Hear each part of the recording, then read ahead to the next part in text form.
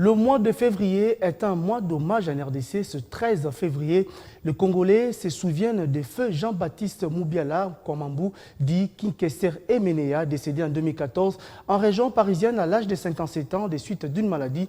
6 ans après, tous ceux qui se reconnaissent adeptes, mélomanes et fans rendent des hommages mérités à cet artiste talentueux de renommée internationale, décoré à titre posthume de la médaille d'or des mérites civiques par la chancellerie des ordres nationaux. Son parcours et sa carrière à travers ces grands formats de votre rédaction.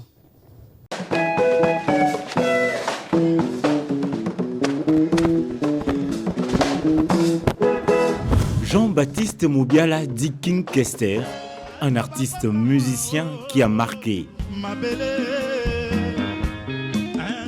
Révolutionnaire, plutôt perfectionniste, Emenea a osé pour la première fois de faire usage du synthétiseur dans la musique congolaise. C'est encore lui qui a introduit la programmation musicale assistée par ordinateur, ce qui a marqué la fin du cycle folklorique incarné par le célèbre Ezaïko Langalanga. Natif de Kikwit le 23 novembre 1956, Kinkester fut un artiste bourré de talent, auteur, compositeur, interprète de la musique congolaise de renommée internationale.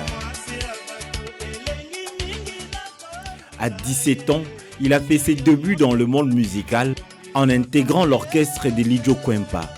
Après l'obtention de son diplôme de licence en sciences politiques et administratives de l'université de Lubumbashi, c'est lui dont l'ADN et la musique rejoint Viva la Musica de Papa Wemba jusqu'à la fin de l'année 1982.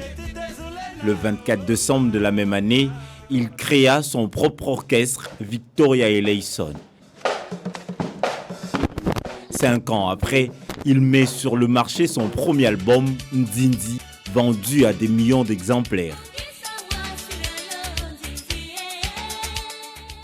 Après des années de succès avec des chants populaires, un autre album, Everybody, séduira davantage ses fans et le succès sera mondial.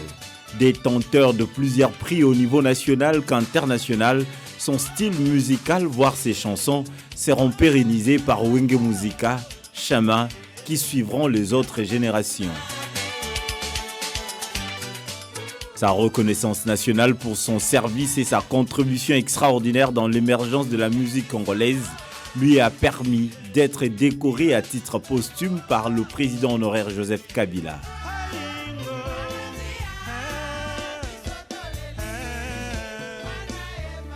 Artiste de renommée internationale, Kinkester livra plusieurs concerts avec ses confrères africains, nationaux et étrangers dans des salles mythiques comme Zénith de Paris en 2011, Olympia de Paris en 2002 et 2008.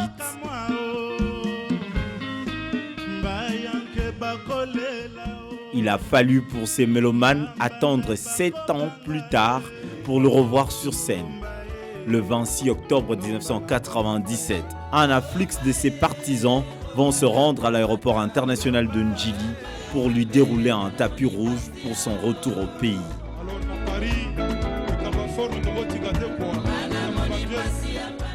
Sa passion pour la musique a rimé avec celle de la sape.